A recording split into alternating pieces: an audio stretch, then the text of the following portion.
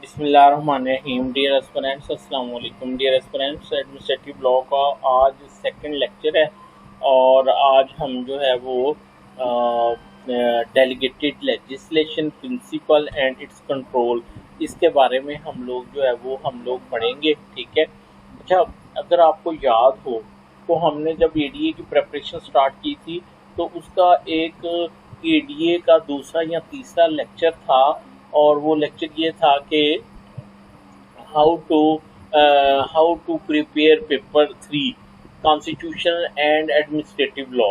अगर वो आपने लेक्चर नहीं गो थ्रू किया, प्लीज़ आप उसको एक दफ़ा गो थ्रू कर लें, क्योंकि उसमें मैंने सारे का सारा मटेरियल जो है वो प्रोवाइड कर दिया। मैंने बता दिया कि ये पेपर किस तरह से तैयार करना है। एक दफ़ा फिर मैं आपको बता देता हूँ। देखें, यहाँ पे हमारे पास डेलीगेटेड लेजिस्लेशन अगर एक टॉपिक है ना, तो ये कोई स्टैट्यूट नहीं है। ठीक है, क्योंकि ये कम्पिटिटिव एग्जाम है तो इसमें हमने डेप्थ में इसको पढ़ना है। ठीक है, डेप्थ में हमने मैक्सिमम अपना नॉलेज रखना है कि वो कहीं से भी पूछ सकता है। आपने किसी एक खुर्रम आमर की गाइड या किसी एक आउटलाइन के ऊपर आपने इन्हिसार नहीं करना। आपने मैक्सिमम कोशिश करनी है कि मैं जो है वो जो है इसके बारे में नॉलेज जो है वो मैं कर सकूं। तो वो तो ए टू जी फाइल है, उसके अंदर वो मटेरियल भी जो है वो दिया गया है। मैं उसको ज़रा रिपीट कर देता हूँ। एक तो वो लेक्चर 3 है, ठीक है, जो आपने गो थ्रू करना है। अच्छा, उसके बाद एक हामिद खान की बुक है। मैं अप्रिशिएट करता हूँ आप लोगों को कि इसको कहते हैं टीम वर्क। कि मैंने आप लोगों से कहा कि आप लोग जो है वो आपस में मटेरियल शेयर करें, तो आप लोगों ने बहुत ज़बरदस्त किस्म का मटेरियल शेयर किया। एक हामिद खान की तरफ से डेलीगेटेड लेजिस्लेशन है। देखो बच्चों, सारा पढ़ें ना पढ़ें, जो समझ आए उसको उठाते जाएं, उसको कंसीडर करते जाएं। ठीक है ना। टोटल कोई भी नहीं कह सकता मुझे इसकी एक एक लाइन जो है मुझे जो है वो आती है, वो कोई भी नहीं कह सकता। ठीक है, तो बस पढ़ते जाएं जल्दी जल्दी और जो पॉइंट होते हैं उसको आप उठा लें। ठीक है। अच्छा, उसके बाद एक material delegated legislation by Ahmad Somroo, ये भी किसी ने शेयर किया। जज़ाकल्लाह, इसका अजर अल्लाह ताला आपको देगा, ये भी बहुत कमाल का था। एक था डेलीगेटेड लेजिस्लेशन बाय सैयद नजम, ये भी बहुत कमाल का था। ठीक है, और एक वो खुर्रम आमर वाली गाइड। तो ये जो मटेरियल है इनके 10-10, 15-15, 20-20 पेजेस हैं।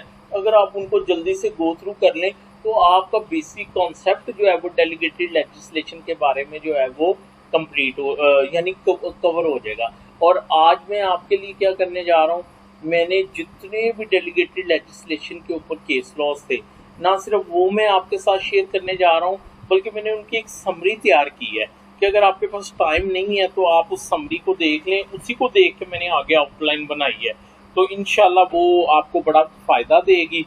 और मैं आपको बताऊंगा भी कि अच्छा, एक बात प्लीज़ आपको मैं बता रहा हूँ, केस लॉ का मतलब ये नहीं है कि केस लॉ को उसकी साइटेशन को याद किया जाए। इट इज़ ह्यूमनली इम्पॉसिबल कि कोई बंदा जो है इतने बड़े सिलेबस में केस लॉज को याद कर ले। तो केस लॉ जो होते हैं वो इक्का दुक्का होता है, लैंडमार्क केस लॉ होता है, उसको तो याद रखा जा सकता है। लेकिन अगर बंदा कहे कि जी मैं एक क्वेश्चन डेलीगेटेड लेजिस्लेशन के ऊपर 10 केस लॉ याद कर लूँ, तो वो अगर याद कर भी ले तो एग्जाम में इतना बर्डन होता है कि वो उसको नहीं कर सकता।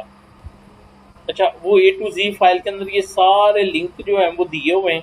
ये देखें, ये हामिद खान की बुक है डेलीगेटेड लेजिस्लेशन। ठीक है, बहुत ज़बरदस्त है। अगर आप इसको पढ़ लें तो कोई इशू नहीं। मैं ये नहीं कहता हर पेज को करें और उसकी हेडिंग बनाएं। बात ये है कि आपके पास इतना नॉलेज हो गया, आपका कलम ना रुके। अच्छा, ये वो जो दूसरे ऑथर की हम बात कर रहे थे, ठीक है, तो ये उनका है, ये हामिद खान का है। इसी तरह ये खुर्रम आमर वाली गाइड है।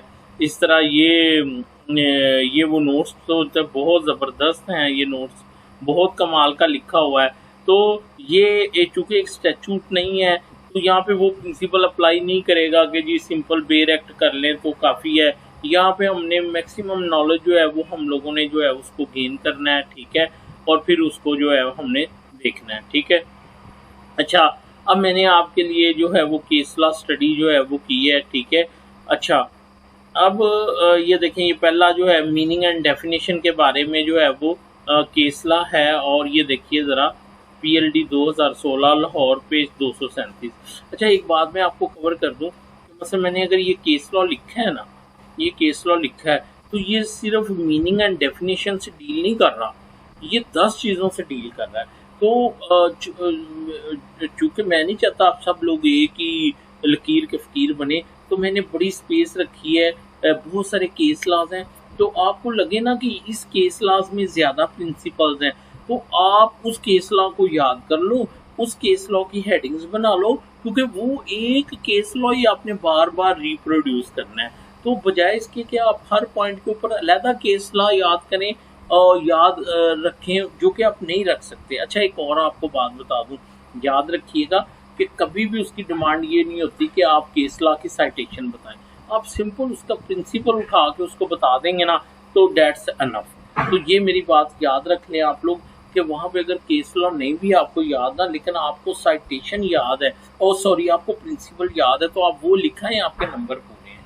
ठीक है, तो उसकी आपने जो है वो टेंशन नहीं लेनी। अच्छा, जरा हम सिलेबस को देख लेते हैं। सिलेबस क्या है? Delegated legislation, principles and control. ठीक है, तो ये 3 चीजें, और कंट्रोल में है लेजिस्लेटिव एंड जुडिशियल कंट्रोल। ठीक है, अब डेलीगेटेड लेजिस्लेशन को हम लोग जो है वो देखते हैं।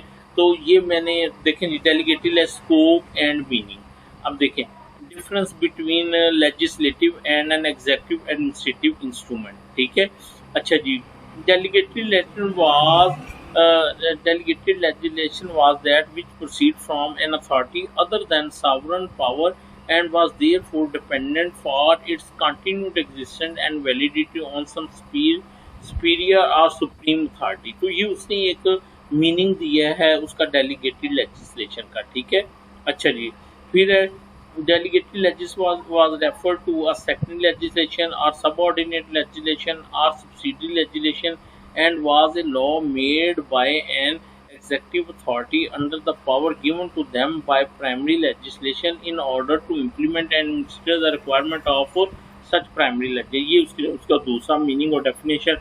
तो आप इस केस लॉ के रेफरेंस से इसको डेफिनेशन बना के या मीनिंग बना के भी आप लिख सकते हैं। ठीक है, तो आगे कहता है delegation was thus law made by a person or body other than legislation but with legislature authority। तो ये कितना खूबसूरत उसने मीनिंग और उसकी डेफिनेशन लिखी है। तो आप केस लॉ का रेफरेंस दे के इसको कोट करें तो आपका पेपर दूसरों से डिस्टिंग्विश हो जाएगा। ठीक है, आगे है difference between administrative direction and delegated legislation and delegation.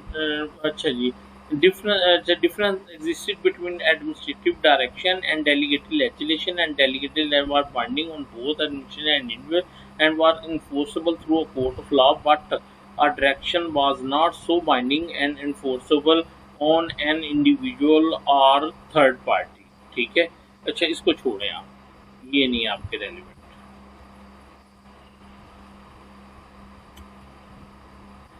अच्छा जी, उसके बाद fundamental foundational feature of subordinate legislation that it's source of power was the legislature itself, while the source of any administrative direction was the statutory authority or agency established by the same legislature। अच्छा, इसको भी आप ignore करें। ठीक है, आगे parent statute must clearly delegate such power of legislation to the authority in order to carry out the purpose of the act। ठीक है, इसको हम आगे जाके एक्सप्लेन करेंगे। तो इस डेफिनेशन इसमें से आप सिर्फ मीनिंग और डेफिनेशन अपना जो है सिर्फ वो उठाएं। अच्छा, एक और इसके बारे में डेलीगेटेड लेजिस्लेशन की डेफिनेशन के बारे में जो है वो ये है, delegated legislation entitled to delegate to carry out the mandate of legislature either by framing rules or regulation which translated and applied to the substantive principle of law set out in the parent legislation or by resources to detail administrative direction and to instruction for implementation of the law। तो ये देखिए कितनी perfect definition है। ठीक है, और एक मैं आपको बता दूं कि वो आपका जो है वो एक आपका वो भी था ना डेलीगेटेड लेजिस्लेशन के साथ प्रिंसिपल्स। तो ये ज़रा हेडिंग देखें इस जजमेंट के अंदर भी प्रिंसिपल्स ही लेड डाउन हुए हैं। तो अब आप प्रिंसिपल्स की आउटलाइन बना के तो उसके अंदर आप जो है वो, ये है भी सुप्रीम कोर्ट की जजमेंट लैंडमार्क, तो इसको आप वो करें, कोट करें, और इसमें ये प्रिंसिपल्स उठा के तो उसके अंदर आप जो है वो लिखें। ठीक है। Delegated entitled the delegate to carry out the mandate of the legislature, ये मैंने बताया कि इसको आप डेफिनेशन के अंदर डाल दें। ठीक है। ये वाला ये ऊपर वाले को मीनिंग में डाल रहे हैं, इसको आप डेफिनेशन में लिख रहे हैं। Delegated legislation was intended to enforce the law, ठीक है, not override it, and it could be used to fill in detail but not very the underlying statutory provisions. अब आप इसको इसके स्कोप में भी लिख सकते हैं। ठीक है। आप इसको इसके ऑब्जेक्ट एंड पर्पस में भी लिख सकते हैं, ये वाला जो वो पैरा जो है। ठीक है। तो ये भी बेसिकली जो है ये प्रिंसिपल्स ही हैं। ठीक है। अच्छा, in case of conflict delegated must yield to the legislature will as it was below and not above the law। यानी वो कह रहा है जहाँ पे सुप्रीम और डेलीगेटेड लेजिस्लेशन में डिफरेंस होगा, वहाँ पे जो वो मेन लेजिस्लेशन, सुपीरियर लेजिस्लेशन होगी वो प्रिवेल करेगी। ठीक है, वो प्रिवेल करेगी। तो ये है रूल ऑफ इंटरप्रिटेशन। ठीक है। अच्छा, उसके बाद देखें आप सब लोग, नेसेसिटी ऑफ डेलीगेटेड लेजिस्लेशन आप लोगों ने जो है वो लिखा है, वो क्या कहते हैं उसको, अटेम्प्ट किया है कि या रीजन फॉर रैपिड ग्रोथ। तो ये देखें इस पे सुप्रीम कोर्ट की जजमेंट भी मिल गई है। ठीक है। तो एनी हाउ मैं ये इस चीज़ के हक में नहीं हूँ कि आप लोग जो हैं वो ज़्यादा से ज़्यादा जजमेंट जो है उनको याद करें, क्योंकि वो ह्यूमनली पॉसिबल नहीं है। आप खुद अपनी सिलेक्शन करें जो आपको इजी लगती हैं याद रखना, आप सिर्फ उनको जो है देख। अब ये आपने वैसे सारे जो मटेरियल आपसे शेयर किए हैं उसके अंदर भी हैं, वो आपने कर भी लिए हैं।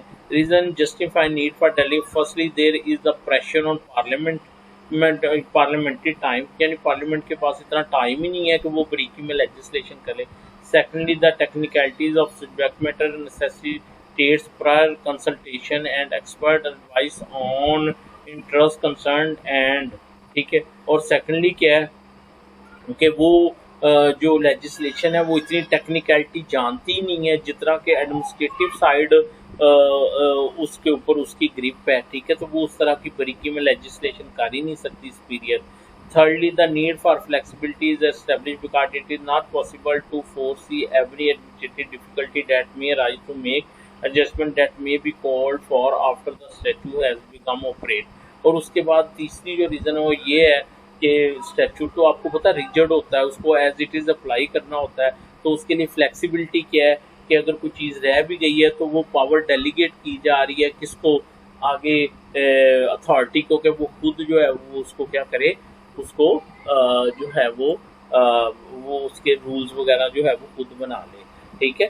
अच्छा, तो ये आपने देख लिया, बाकी आप इसको खुद भी कर लेंगे। उसके बाद है स्कोप ऑफ डेलीगेटेड लेजिस्लेशन। ठीक है।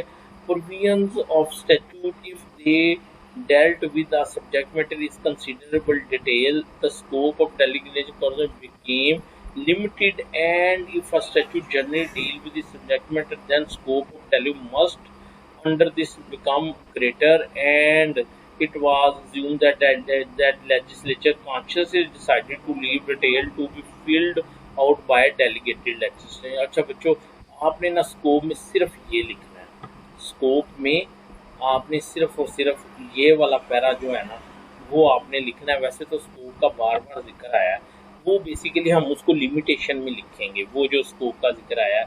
फिलहाल जो है ना, अच्छा ये मैं आपको थोड़ा सा इंटरप्रेट कर दूं कि ये क्या है, ये वो उसका स्कोप क्या कह रहा है। वो कह रहा है कि अगर तो जो लेजिस्लेशन है, जो सुपीरियर लेजिस्लेशन है, जो सुप्रीम लेजिस्लेशन है, वो दो तरह से होगी। ठीक है। एक होगी डिटेल्ड और एक होगी सिंपल डायरेक्शन।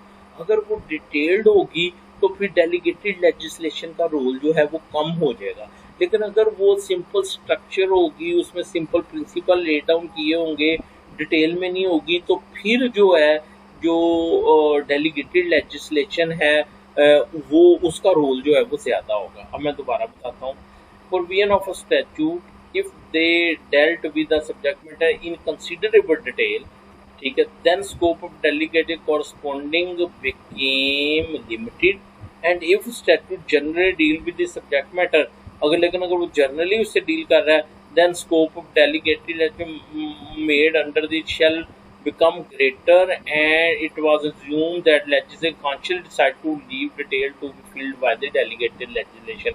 और उसका मतलब यही होगा कि उन्होंने यही सोचा है कि हम जनरल प्रिंसिपल्स दे देते हैं और बाकी जो उसकी इंटरप्रिटेशन है वो जो है वो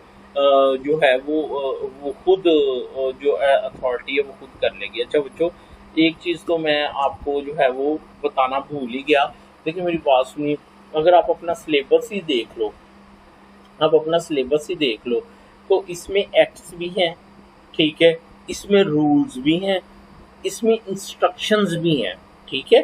अगर आप डीडीपीपी का सिलेबस देखें तो उसमें भी आपको एक्ट भी मिलेंगे, ऑर्डिनेंस भी मिलेंगे, आपको फिर उन एक्ट्स के साथ उनके मसलन जुवेनाइल के रूल्स भी आपको मिलेंगे, प्रोबेशन ऑर्डिनेंस के साथ प्रोबेशन के रूल्स भी मिलेंगे, अगर फैमिली कोर्ट एक्ट है तो उसके भी रूल्स हैं, ठीक है। अच्छा, तो उसके रूल्स हैं, तो ये चीज़ देखें आप कि जो एक्ट है वो सुप्रीम लेजिस्लेशन है, और जो आगे उसके रूल्स हैं वो क्या हैं, वो उसके जो हैं वो उसके क्या हैं, वो उसकी डेलीगेटेड लेजिस्लेशन है, ठीक है। अच्छा, डेलीगेटेड लेजिस्लेशन के बारे में हमने स्कोप क्या पढ़ा है, तो ये पढ़ा है कि ऐसे भी हो सकता है कि जो सुप्रीम लेजिस्लेशन है, जो एक्ट है, वो सिर्फ जर्नली हो और बाकी सारी पावर्स अथॉरिटीज को दे दी जाए कि रूल्स जो हैं वो बनाए, ठीक है। और ऐसे भी हो सकता है कि वो डिटेल्ड में हो, तो फिर डेलीगेटेड लेजिस्लेशन का रोल जो है वो कम है। अच्छा, आपने देखा है हर एक्ट में ऑलमोस्ट ये लिखा होता है कि रूल्स होंगे, प्रिस्क्राइब्ड रूल्स होंगे जो कि गवर्नमेंट बनाएगी। तो वो बेसिकली क्या कर रही है, वो मेन स्टैच्यू क्या कर रहा है, वो पावर डेलीगेट कर रहा है गवर्नमेंट को कि अब आप इसके ऊपर जो है आप बैठ के जो है वो रूल्स आप जो है वो खुद बना लें। तो वो जो रूल्स हैं उनको हम क्या कहेंगे, डेलीगेटेड लेजिस्लेशन कहेंगे। रूल हो गए, रेगुलेशन हो गए, नोटिफिकेशन हो गए, इंस्ट्रक्शंस हो गई, स्कीम्स हो गई। तो ये मिसाल आपको मैंने क्या दी है कि हर एक्ट में एक प्रोविजन लिखी होती है कि जी रूल्स जो हैं वो बनाए जाएंगे, और फिर वो रूल्स बनाए भी जाते हैं उस प्रोविजन को सामने रख के। तो बेसिकली वो पावर कंफर की जाती है। बल्कि अगर रूल्स का स्टार्ट देखें तो वो कहता है बाय वर्च्यू ऑफ सेक्शन 11 और या ऑफ CNSA या व्हाट्सोएवर। तो वो उस पावर का बेसिकली वो पावर क्या की गई है, वो डेलीगेट की गई है। तो ये मैंने ज़रा आपको जर्नली भी इसका कॉन्सेप्ट जो है वो दे दिया, ठीक है। अच्छा जी, delegate or subordinate legislation is legislation driving authority and legal cover, ठीक है, legal cover from the provision of the parent statute, ठीक है। तो ये भी जो है वो इसका एक प्रिंसिपल आ जाएगा, ठीक है, कि डेलीगेटेड और सबऑर्डिनेट वो क्या करता है, अपनी अथॉरिटी ड्राइव करता है किससे from the provision of the parent statute. अच्छा, तो ये अब अच्छा इसकी अब ना देखिए मेरी एक बात सुनिए, यहाँ पे हमारा हमारा सिलेबस क्या है, डेलीगेटेड लेजिस्लेशन एंड प्रिंसिपल्स, ठीक है। बेशक मैंने उसकी वो बनाई है, वो क्या कहते हैं नीचे चल के मैं उसको दिखाऊंगा भी कि मैंने उसकी क्या वो बनाई है आउटलाइन प्रिंसिपल्स की। तो यहाँ पे आप एक हेडिंग बना सकते हैं, derivative force of delegated legislation, ठीक है। तो जो उसकी ड्राइविंग अथॉरिटी क्या उसकी होती है, पेरेंट स्टैच्यू जो है वो उसकी जो है वो मेन फोर्स होता है किसकी, डेलीगेटेड लेजिस्लेशन की, जिसकी बुनियाद पे वो जो है वो किया जाता है। उसके बाद कहता है rule framed under a statute could not override the provisions of the statute under which they were framed and on which there existence was dependent. अब इसको देखें, इसको आप लिखें लिमिटेशन, कि आगे चल के हम ये भी प्रिंसिपल्स के अंदर डिस्कस करेंगे कि लिमिटेशन क्या होती हैं डेलीगेटेड लेजिस्लेशन के ऊपर। अच्छा जी, तो हाँ, मैं आपको ये बता रहा था, वो नीचे चल के मैं आउटलाइन भी कंप्लीट करवा दूंगा। तो इस तरह से आप ना वो प्रिंसिपल्स में वो ये हेडिंग्स बनाते चले जाएं। तो लिमिटेशंस ऑन डेलीगेटेड लेजिस्लेशन, तो उसके ऊपर ये एक लिमिटेशन होगी क्या, कि वो जो रूल्स फ्रेम्ड हैं वो कभी भी जो मेन स्टैचू उसको ओवरराइड जो है वो नहीं किए जाएंगे। अच्छा, एक तो लिमिटेशंस होगी ना, एक इसके आ जाएंगे वो क्या कहते हैं ड्रॉबैक्स, या आप समझ लें बैड डेलीगेटेड लेजिस्लेशन। तो वो इसका उल्ट हो जाएगा कि मसलन bad delegated legislation exceeding the mandate या travelling beyond the scope of the main statute is a bad delegated legislation. तो हो क्या आपको मेरी बात की समझ आ गई? आगे various form of delegated legislation, वो मैंने आपको बता दिया है, ठीक है। ये एक जजमेंट है जी।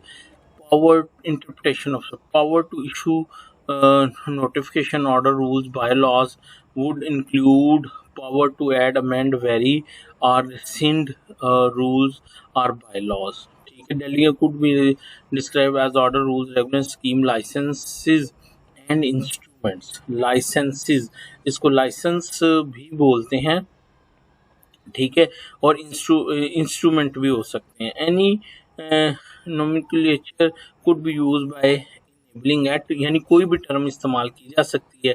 The term scheme was used where power was given to make detail arrangement for some matter. इस केस के अंदर जो था वो वर्ड स्कीम मेन एक्ट में इस्तेमाल हुआ था, तो उन्होंने कहा ये भी डेलीगेटेड लेजिस्लेशन के अंदर जो है वो आएगा, ठीक है। Scheme bylaw could be struck out down as ultra vires on 5 main grounds if statutory procedure prescribed for making them had not been followed। लो जी, अब उसने कहा कि 5 ऐसी रीजंस हैं जिसकी बुनियाद पे जो डेलीगेटेड लेजिस्लेशन है उसको अगेंस्ट दी वो क्या कहते हैं जिसकी बुनियाद पे उसको अल्ट्रा वायरिस करते हुए उसको क्या किया जा सकता है, वो सेट असाइड किया जा सकता है, ठीक है। अच्छा, if they were repugnant to the provision of some other statute, if they are conflicting, ठीक है। तो ये कौन सी ग्राउंड्स हैं जिनकी बुनियाद पे वो जो है उसको सेट असाइड किया जा सकता है बायलॉज को। पहली क्या थी कि on main five if statutory procedure for making them had not been followed. लो, सबसे पहले ये है कि जो वो रूल्स बनाने के लिए जो क्राइटेरिया बताया गया था उसको फॉलो नहीं किया गया। यहाँ दूसरा क्या है, if they were repugnant to the provision of some other statute, या वो किसी दूसरे स्टैट्यू की प्रोविजन से रिपग्नेंट है। दो, तीसरा if they conflicted with parent act itself, ठीक है, या वो पेरेंट एक्ट से कन्फ्लिक्टेड हो, या इफ दे वर अनसर्टन, या वो अनसर्टन हो, and if they were unreasonable, या वो अनरीजनेबल हो। तो ये जो केस लॉ है इसने तो बड़ा कमाल कर दिया कि इसने वो 5 पॉइंट्स बता दिए। अब ये 5 पॉइंट्स आपकी लिमिटेशंस भी हो जाएंगी। ये 5 पॉइंट अगर वो पूछ ले कि बैड डेलीगेटेड लेजिस्लेशन क्या होगी, तो इसी को चेंज करके लिख देना है, ठीक है, कि वो हो जाएंगी। या वो ऐसे पूछ ले कि what are the grounds for या reasons for setting aside delegated legislation, तो फिर भी ये 5 जो है हम जो है उसको क्या कर सकते हैं, लिख सकते हैं। अच्छा, मैं आपको बता रहा था कि यही जो प्रिंसिपल्स हैं ये उसके सेलिएंट फीचर हो जाएंगे ऑफ गुड डेलीगेटेड लेजिस्लेशन, और यही एक तरह से उसकी लिमिटेशंस हो जाएंगी कि इन प्रिंसिपल्स को बाईपास नहीं करना, और यही जो है वो वजह बन जाएगी बैड डेलीगेटेड लेजिस्लेशन की। अच्छा, एक बात जो मैं आपको बताना चाह रहा हूँ वो ये है कि मैं अभी केस लॉस पढ़ रहा हूँ तो आप ना कंफ्यूज हैं, लेकिन कंफ्यूज ना हो, क्योंकि मैं ना एक्चुअली आपको एंड पे सरप्राइज देना चाह रहा था। तो मैंने इसको ना नीचे जाके इसको और समराइज कर दिया है इसको। तो फिलहाल जो मैं आपको वो केस लॉज पढ़ा रहा हूँ आप सिर्फ उसको देखते चले जाएं, ठीक है। और फिर एंड पे मैं जो है वो आपको जो है वो सारा जब एक दफ़ा वो आउटलाइन करवाऊंगा ना गो थ्रू, तो वो सारी चीज़ें जो हैं वो क्या हो जाएंगी, वो क्लियर हो जाएंगी, ठीक है। अच्छा, अब अगला एक केस लॉ है, उसमें मुझे ऑब्जेक्ट एंड पर्पस मिला है उसका।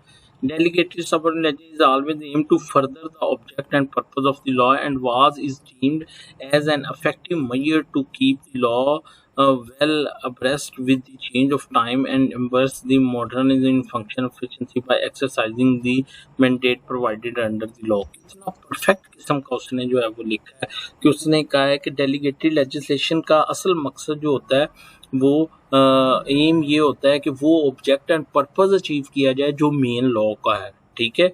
और फिर उसका आगे जो है वो ये है, एक और जो डेलीगेटेड लेजिस्लेशन का ऑब्जेक्ट एंड पर्पस है वो ये है कि according to the change of time and need जो है उस लॉ के अंदर जो है वो लचक लाई जा सके और उसमें चेंजिंग की जा सके। देखें ना, अमेंडमेंट अगर करनी पड़ जाए वो तो बड़ा ही वो बड़ा टाइम लग जाएगा उसके ऊपर। तो अगर वही रूल्स की सूरत में हो, ठीक है, तो उस सूरत में वो किसी वक्त भी वो एडमिनिस्ट्रेशन जो है उसको चेंज कर सकती है, तो अमेंडमेंट की ज़रूरत नहीं रहेगी, ठीक है। तो मॉडर्न फंक्शनलिटी एफिशिएंसी जो है वो उस लॉ को इस्तेमाल करते हुए उसका मेन ऑब्जेक्ट फिर क्या हो गया डेलीगेटेड लेजिस्लेशन का, कि भाई वक्त के साथ साथ जो है वो फ्लेक्सिबिलिटी उसमें लाते हुए मेन यानी लेजिस्लेशन के अंदर थ्रू रूल्स, तो उसको क्या किया जाए बेस्ट वे में इम्प्लीमेंट किया जाए, ठीक है। अच्छा जी, उसके बाद है इनवैलिडिटी डेलीगेटेड इनवैलिडेट डेलीगेटेड लेजिस्लेशन, ठीक है। इनवैलिडेट डेलीगेटेड लेजिस्लेशन या इसको कह सकते हैं बैड डेलीगेटेड लेजिस्लेशन, ठीक है। मसलन क्या जी, अगेंस्ट दी फंडामेंटल राइट्स, ठीक है, वो अगर होगी तो फिर क्या हो जाएगा, फिर जो है वो बैड डेलीगेटेड लेजिस्लेशन कहलाएगी, ठीक है। या वो हमने जो आगे पढ़ा था कि ये अगर अगेंस्ट दी अदर स्टैट्यूट्स है तो वो वाली बात भी होगी, ठीक है। या conflict with the provision of constitution या कॉन्स्टिट्यूशन के साथ कंट्राडिक्टरी है तो भी ये बैड डेलीगेटेड है। आगे lack of legislative competency on the part of delegated making, या वो जो बनाने वाला था उसकी कॉम्पिटेंसी कोई नहीं थी जिसने वो डेलीगेटेड लेजिस्लेशन की है। या beyond the scope of parent statute, या वो जो पेरेंट स्टैच्यू है उससे जो है वो हट के है। तो जो आप अगर हेडिंग बनाएंगे बैड डेलीगेटेड लेजिस्लेशन तो उसके अंदर आप जो है वो लिख सकते हैं, ठीक है। बेसिकली ये जो हमने पढ़े ना सीलियंट फीचर, ये उसी की आप अगर देखें तो उसका उलट है। मसलन अगेंस्ट फंडामेंटल राइट जो है वो ये आ गया क्या, इट इज नहीं, it is not contrary to the provision of any other statute. तो बेसिकली तो वो हो गया ना, यानी वो मैं बताना चाह रहा था salient feature of good delegated legislation और बैड डेलीगेटेड ये ऑलमोस्ट जो है वो रेसिप्रोकल होंगे, एक दूसरे के ना रिवर्स होंगे, ठीक है। अच्छा जी, अब आप इसको भी हेडिंग बना सकते हैं। नीचे मैंने कुछ आपके लिए वो लिखे हैं कि इसलिए subordinate rules are in the category of subordinate nature and such legend can never have overriding effect on the act of law। ये तो हमने पहले भी पढ़ लिया है। Even if one subordinate is repugnant to the other subordinate, it does not make either of them to be invalid। अगर वो दो सबऑर्डिनेट जो हैं वो लेजिस्लेशन आपस में कंट्राडिक्टरी हैं तो उससे कोई फर्क नहीं पड़ता, लेकिन एक सबऑर्डिनेट लेजिस्लेशन अगर किसी दूसरे स्टैट्यूट के अगेंस्ट है तो वो फिर रिपग्नेंट है।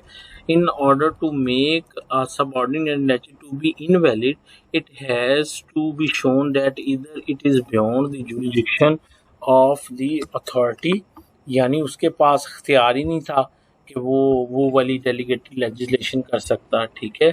और it was violation of the provision of act of the parliament, या वो स्टैट्यूट जो है उसके अगेंस्ट है, और it is repugnant to any provision of the constitution. तो वही जो हमने ऊपर लिखा है ये बेसिकली वही प्रोविजन है, इसको हम बैड डेलीगेटेड लेजिस्लेशन में जो है वो ले जाते हैं, ठीक है। फिर एक और है इसी के ऊपर, rules subordinate delegated and the rules and regulation are subordinate and delegated legislation driving authority and legal cover from the provision of the parent statute। ये हमने पढ़ लिया है, ठीक है। ठीक है। Rule frame under statue can not override, ये तो वही बात बार बार हो रही है कि उसको वो नहीं कर सकता। Power to make subordinate analogy rule is drive from enabling statute and delegated on whom such power has to act within the limit of authority. ये भी हमने पढ़ लिया है कि उसको उसी अथॉरिटी के अंदर रह के जो है वो एक्ट करना होगा। Rule can not be made to supplement the provision of in but to supplement the same. ठीक है, यानी वो क्या कहते हैं, उसको ओवरराइड करने के लिए मेन स्टैचू को नहीं बना सकते, उसको सपोर्ट करने के लिए बनाए जा सकते हैं। Delegatee is not authorise to make a provision beyond the policy of this statute. ये वही हम बात बार बार पढ़ रहे हैं कि जो प्रोसीजर दिया गया है उससे बाहर नहीं जाया जा सकता। Delegatee can not override the statute either by exceeding the authority or by making provision inconsistent with the statute। तो ये जो आप बैड डेलीगेशन लिखेंगे, ठीक है, तो उसके अंदर ये सारी ग्राउंड्स आप जो है वो लिख सकते हैं। Rules made under a statute are treated for the purpose of construction as if they were the enabling statute and are to be of the same effect as if contained in this statute. ठीक है, अच्छा ये बड़ा important है, ये है rules are also part of the statute, इनको act का हिस्सा ही किया जाता है। Rule made under statute are treated for the purpose construction as if they were in the enabling statute and are to be the same effect as if contained in this statute. यानी उनको ये नहीं कोई कह सकता कि ये rule जो हैं उनका इफेक्ट कुछ और है, जबकि जो है वो जबकि जो मेन स्टैचू है उसका इफेक्ट एक है। अगर वो rules in accordance with law हैं तो उस सूरत में रूल्स की भी वही वैल्यू होगी जो कि एक एक्ट की होगी। Rules are to be consistent with the provision of the statute, and if a rule goes beyond that the statute contemplate, the rule must yield to the statute। आप भी कह रहे होंगे सर एक बात ही बार बार रिपीट हो रही है कि वो सिंपल ही है कि वो पेरेंट स्टैट्यूट से जो है वो अगेंस्ट नहीं हो सकता। General power to make rules और regulation for carrying out or giving effect to the statute is strictly and singly in nature and cannot enable the authority or on whom the power is conferred to extend the scope of general operation of the statute। वही कि जो main statute है वो उसको change नहीं कर सकती delegated legislation. Rule making authority can not widen the purpose of the statute और to add new and different means to carry out. तो वही बात होगी तो पेरेंट स्टैच्यू के अगेंस्ट जाके उसका मीनिंग वगैरह जो है वो चेंज नहीं कर सकती डेलीगेटेड लेजिस्लेशन। ठीक है, एक और है subordinate delegated construction invalidity of delegated rules and regulation were subordinate delegated legislation driving authority and legal cover from provision of statute। हमने पहले पढ़ लिया। ठीक है, ये बिल्कुल वही है।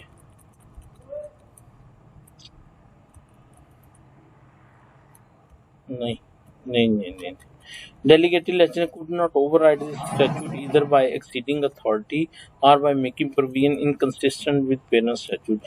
General power to make rules or regulations for carrying out giving effect to the statute was strictly and solely in nature and could not enable an authority on whom the power was conferred to extend the scope of general operation of the statute। Rule making authority cannot within the purpose of the rule regulation which the rule making authority has power to make was liable to be declared invalid if powers entrusted for one purpose were deliberately used with design of achieving another, or if it shows on the face of a misconstruction or enabling or failure to comply with conditions preceded under the parent statute for excess power, or if it was capable of being related to any purpose mentioned in this statute, legislature must retain in its own and actually वही एक जो दो लाइनें हैं ना वो ये है कि delegated legislation can not in conflict with the parent statute. Simple उसको जो है वो लंबा कर करके वो जो है वो लिख रहा है। यहाँ can not against the parent statute, can not against the another statue like the constitution of the Pakistan. ठीक है, उसके अगेंस्ट कैन नॉट इस तरह करने can not be against the constitution of the Pakistan और एनी अदर स्टैच्यू, वो नहीं हो सकती। ठीक है, rules regulation continue to be rules subordinate to the parent statute and though for certain including purpose of consent, they were to be treated as if contained in the statute.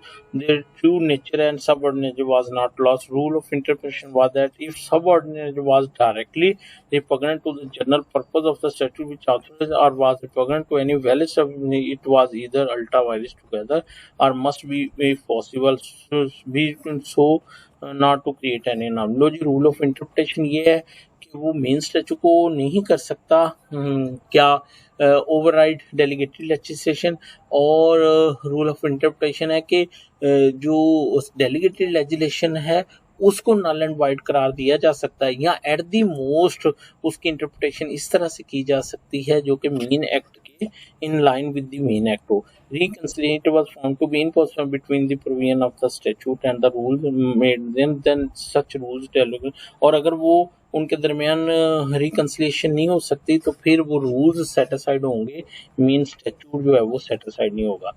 अच्छा, उसके बाद है constitutional provision dealing with delegated legislation.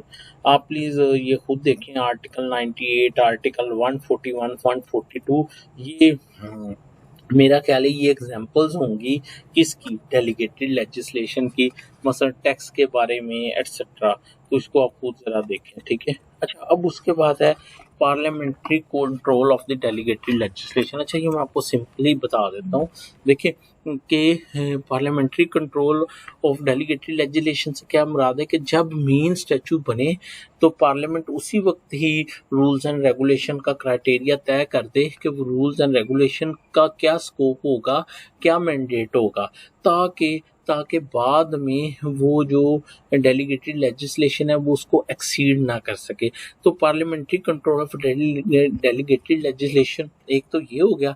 दूसरा ये है कि parent statute parliament ने बनाया, तो अगर कोई रेगुलेशन बन जाती है, रूल्स नीचे एडमिनिस्ट्रेटिव अथॉरिटी बना लेती है अगेंस्ट दी, तो फिर पार्लियामेंट के पास अख्तियार है कि वो उसको कॉल कर सके, उसको देख सके और उसको क्या कर सके, सेट असाइड कर सके. तो एक उसको जो कंट्रोल करना है किसको, उसको कंट्रोल करना है डेलीगेटेड लेजिस्लेशन को कि वो अपनी लिमिट में रहे. तो उसका पहला जो मोड है वो पार्लियामेंट्री कंट्रोल है, और दूसरा है जुडिशियल रिव्यू के आप उसमें रिट कर सकते हैं आर्टिकल 199 के तहत, ठीक है. वहाँ पे जाके आप उसको चैलेंज कर सकते हैं, या सुप्रीम कोर्ट जो है वो 184 सब आर्टिकल 3 के तहत जो है उसको जो है वो देख सकती है, उसको रिव्यू कर सकती है. तो वो दूसरा मोड हो गया, ठीक है. अच्छा, parliamentary control of delegated legislation must have legislative guidelines to formulate rules and regulation. नहीं जी, ये बात उसने कहा कि उसको उधर से रूल्स मिलने चाहिए, इंस्ट्रक्शंस मिलनी चाहिए कि किस तरह से डेलीगेटेड लेजिस्लेशन करें, and such guidelines controls or boundaries must come from the legislation itself. यानी पार्लियामेंट को वो गाइडलाइंस देनी चाहिए जिसकी रोशनी में डेलीगेटेड लेजिस्लेशन हो. Legislation could confer upon any person और body power to make subordinate delegated legislation, rule, regulation and bylaw. तो किसी भी अथॉरिटी के ऊपर, government, federal government, provincial government, commissioner, किसी के ऊपर भी वो कंफर कर सकती है पावर के कौन ये जो है वो बनाएगा रूल्स, ठीक है. In order to give effect to the law enacted by it, but yet it must perform itself the essential legislative function. लेकिन जो मेन फंक्शन है लेजिस्लेटिव वो उसने खुद करना है, जर्नल प्रोविजन वो उसने खुद करनी है, exercise its own judgement on vital matter of policy and enact the general principle providing guiding for the delegated legislation. तो इस पे भी सुप्रीम कोर्ट की जो है वो जजमेंट आपके सामने जो है वो आ गई. तो ये उसने इस समंदर को वो क्या कहते हैं, कूजे में बंद कर देना, ये वो है. उसने सारी बात को यहाँ पे क्या कर दिया है, वो तय कर दिया है कि पार्लियामेंट को वो सारी गाइडलाइंस देनी चाहिए जिसकी बुनियाद पे क्या किया जाए, जिसकी बुनियाद पे डेलीगेटेड लेजिस्लेशन की जाए, ताकि वो एक लिमिट के अंदर है. उसके बाद judicial control over delegated legislation है. ये वो जुडिशियल रिव्यू है, क्या है कि जो कोर्ट्स हैं, सुप्रीम कोर्ट, हाई कोर्ट, वो भी उसको देख सकती हैं कि आया ये जो है वो जो रूल्स बनाए इन लाइन विद पेरेंट है या नहीं है। High court has jurisdiction under article of constitution to examine validity of any act of parliament, delegated legislation including notification. If any law, act or notice violate any provision of constitution including fundamental, same can be struck down. Law must not be declared unconstitutional unless statute is placed next to the constitution, ठीक है, and no way can be found in reconciling the two. There is presumption in favor of the constitutionality, ठीक है। ये वो पता क्या कह रहा है, वो कह रहा है स्टेट फी नहीं उसको नल एंड वाइड कर देना, पहले रिकंसिलिएशन की कोशिश करनी। क्या ऐसी कोई इंटरप्रिटेशन हो सकती है कि वो कॉन्स्टिट्यूशन या जो पेरेंट स्टैचू है वो भी वायलेट ना हो और उसकी इंटरप्रिटेशन भी ठीक तरीके से हो जाए। लेकिन अगर ऐसी कोई सूरत हाल नहीं निकलती फिर वो सेट असाइड होगा, ठीक है। If there are two interpretation in one favour concept must be adopted, और अगर दो इंटरप्रिटेशन हो तो जो कॉन्स्टिट्यूशन की फेवर में होगी उसको क्या किया जाएगा, उसको फॉलो किया जाएगा, ठीक है। तो ये था जुडिशियल कंट्रोल के बारे में। High Court can exercise its constitution in term of article of the constitution examination notification parliament, पर ये भी वही है तकरीबन, ये भी वही है, ठीक है। अच्छा, ये एक मुझे मिल गया history and retrospective effect of delegated legislation, ठीक है। तो इसको आप पढ़िएगा, ये उसकी वो वही बात करेगा, rapid growth, reason for rapid growth क्या थी वो, तो ये उसकी हिस्ट्री के बारे में। अच्छा, रेट्रोस्पेक्टिव इफेक्ट के बारे में क्या है, रेट्रोस्पेक्टिव इफेक्ट के बारे में है कि अगर स्पेसिफिकली नहीं ना कहा गया कि वो डेलीगेटेड लेजिस्लेशन का रेट्रोस्पेक्टिव इफेक्ट होगा तो फिर वो प्रोस्पेक्टिव इफेक्ट ही होगा। क्या मतलब कि जिस दिन वो रूल्स बने हैं वो उस दिन से आगे अप्लाई होंगे, वो पिछले गुजरे दिनों में अगर कोई केस पेंडिंग है तो उसके ऊपर वो अप्लाई नहीं होंगे, ठीक है। अच्छा जी, इधर इसने लिखा है present day parliament could not possible on each and every day, नहीं ये तो उसकी बात कर रहे हैं, कह रहा है डेलीगेटेड। अच्छा, आप आपको ना ये आप देखेंगे तो आपको वैरायटी ऑफ सेंटेंसेस भी मिल जाएंगे जबरदस्त किस्म के, अपने वो उसको अपडेट करने। Delegated was whereby the legislature through legislation delegate to the government और any other specific authority to legislation through rules, regulation, order, instrument, other instrument in conformity with the dictation of the parental statute। ये तो हमने पढ़ लिया है कि कौन करेगा डेलीगेटेड लेजिस्लेशन, जिसको वो जो मेन स्टैचू जो है वो एम्पावर्ड करेगा। Delegated legislation could surely be challenge on the ground of being excessive beyond the authority of the parent statute, ये इसको कर सकते हैं हम। बीइंग एक्सेसिव जो कहा गया था उसके अगेंस्ट है, beyond the authority of parent statute यानी वो उसका कहा ही नहीं किया था। फर्दर सब डेलीगेटिंग, हाँ सब डेलीगेटिंग की पावर ही नहीं दी गई थी, तो डेलीगेटेड लेजिस्लेशन की बुनियाद पे आगे किसी ने सब डेलीगेशन कर दी तो वो भी नहीं होगा। तो ये अब आप अपना लिस्ट करते जाइएगा। What was the delegation by parents, finally that the same was not properly made public to all, या इसकी बेस्ट वे में पब्लिकेशन नहीं हुई, ठीक है। देखिए ना, ऑफिशियल गजट के थ्रू रूल्स ने छपना है, तो अगर वो भी नहीं छपे तो फिर उस सूरत में वो क्या हो जाएगा, वो नल एंड वाइड हो जाएगा, ठीक है। All more so delegated were to be prospective in the effect and applicable। देखा मैंने आपको कहा था ना कि ये प्रोस्पेक्टिव होगा, retrospective unless same had been expressly, और लेकिन एक्सप्रेसली कहा जाए तो फिर ये जो है वो हो सकता है। If an instrument of delegation such as notification could impair or disturb or affect or reduce any benefit or impose or liable to any other way affect the interest or right of it would always be prospective। देखें, अगर तो वो beneficiary है party के लिए तो फिर तो वो रेट्रोस्पेक्टिवली अप्लाई कर सकता है, लेकिन अगर वो एनिमेंट यानी डेंजरस या वो उसके लिए जो है वो उसके राइट को कर्टेल कर रहा है किसी शख्स के, अगर उसको रेट्रोस्पेक्टिवली अप्लाई करे तो फिर वो प्रोस्पेक्टिवली अप्लाई करेगा, अनलेस के स्पेसिफिकली लिख दिया जाए कि ये रेट्रोस्पेक्टिवली अप्लाई करेगा, ठीक है। Legislation delegate power to legislative subordinate by delegated authority cannot be given retrospectively unless, ये वही वाली बात जो हमने एक दफ़ा कर ली है। नहीं जी, जज़ाकल्लाह, ये थे वो केस लॉज जो मैंने आपके सामने, बस अब सिर्फ 2 मिनट का काम है तो फिर मैं इसको जो है वो ख़त्म करता हूँ। ये आ गया आपके सामने आउटलाइन, ठीक है। तो इसमें लेजिस्लेशन की definition, classification of legislation, supreme legislation, delegated legislation, alternate term for delegated legislation, secondary legislation, subordinate, subsidiary, ancillary, administrative, quasi legislation, ये सारे नाम है इसके, ठीक है। डेलीगेटेड लेजिस्लेशन का मीनिंग क्या है, डेफिनेशन क्या है। अब ये जो आप आ रहे हैं अपनी अपनी असाइनमेंट्स बनाई हैं वो वही रहेंगी। अगर कोई केस लॉ ऐड करना चाहे तो वो हिस्टोरिकल बैकग्राउंड अगर आप ऐड करना चाहें, necessity reason for rapid growth, ये आपने किया भी है, ऊपर केस लॉ भी था। Various form of delegated legislation क्या है, orders, rules, regulations, notification, circular, schemes, instructions, bylaws, instruments, licences, ये सारी इसकी क्या है, ये शक्लें हैं इसकी, ठीक। अच्छा, इसके इलस्ट्रेशंस क्या है, एग्जांपल्स क्या है। कोई भी दो चार वो रूल्स आप लिख दें या इंस्ट्रक्शन लिख दें। यहाँ पे जो आपका वो था जो व्हाट्सएप के ऊपर आप देखें किसी बंदे ने बहुत ज़बरदस्त किस्म की एग्जांपल जो है वो लिखी हैं। इवन ये जो डेलीगेटेड लेजिस्लेशन ये वाला है नोट्स, इसमें भी उसने नीचे ये देखें ये एग्जांपल जो है वो लिख रही हैं, ठीक है। तो आप कोई भी वो जो है वो उठा सकते हैं एग्जांपल्स वगैरह ना उसकी, तो उसको यहाँ कोट कर सकते हैं। अब आ जाए principle pertaining to delegated legislation. देखें ना, हमारा जो था वो ये था डेलीगेटेड लेजिस्लेशन क्या है, प्रिंसिपल्स क्या है, ठीक है। तो अच्छा, ये मैं आपको in addition to your assignment या मटेरियल पढ़ा रहा हूँ। मैं आपको इन एडिशन टू पढ़ा रहा हूँ कि अगर मेरी कोई बात अच्छी लगती है तो आप उसको ऐड कर लें, अदरवाइज जो आपका मटेरियल है आप उसको भी साथ में गो थ्रू करेंगे।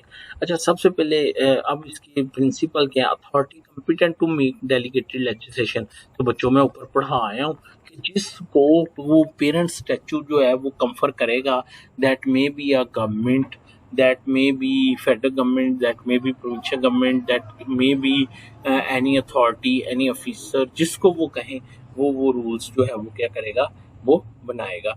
अच्छा, salient feature of good delegation क्या है, it is in line with the provision of parent statute, it is made by following the procedure rules provided by the main statute, it is not contrary to the provision of any provision of the Constitution or any other statute. It is certain and not vague or ambiguous. It is reasonable and not arbitrary. हाँ जी, बोलिए बच्चों, समझ आ गई मेरी बात की, ठीक है। आप इसमें और भी ऐड कर सकते हैं, ठीक है। कि मसलन मैं आपको बताता हूँ, इट इज़ प्रॉपरली क्या पब्लिश्ड, ये भी आप इसके अंदर जो है वो लिख सकते हैं कि वो प्रॉपरली पब्लिश्ड हुई हो, ठीक है। तो और भी हमने इतने सारे पढ़े हैं, वो अब आपने सीलियंट फीचर इसके अंदर जो है वो ऐड करने हैं, ठीक है। तो अच्छा, उसके बाद स्कोप ये हम ऊपर पढ़ चुके हैं, ऑब्जेक्ट एंड पर्पस ये हम ऊपर देख आए हैं, आपके पास भी होंगी।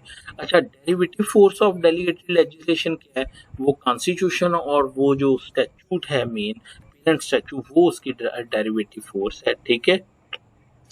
Constitutional provision, retrospective effect of publication, ये आपने वो डिटेल में आप लोगों ने जो है वो देखा भी है, असाइनमेंट भी बनाई है। लिमिटेशन क्या आ जाएंगे, अब यही चीज़ें जो हैं ये सेलियंट फीचर ही जो हैं इनको जो है वो रिवर्स कर देना है, तो ये क्या आ जाएगा, ये लिमिटेशंस आ जाएंगी कि इससे वो बियॉन्ड है। और भी बहुत सारी ग्राउंड्स हैं जो हम ऊपर पढ़ के आए हैं, प्लीज़ वो आपने खुद जो है वो करनी है अपडेट। और बैड डेलीगेटेड लेजिस्लेशन क्या है, इसी को उल्ट कर दें salient feature of good delegated legislation को, ठीक है।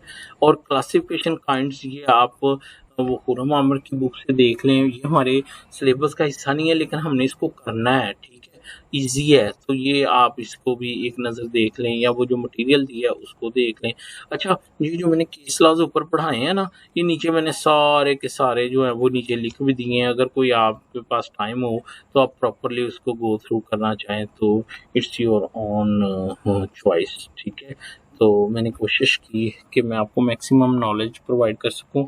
मुझे अपनी दुआ में याद रखिएगा, कमेंट ज़रूर कीजिएगा।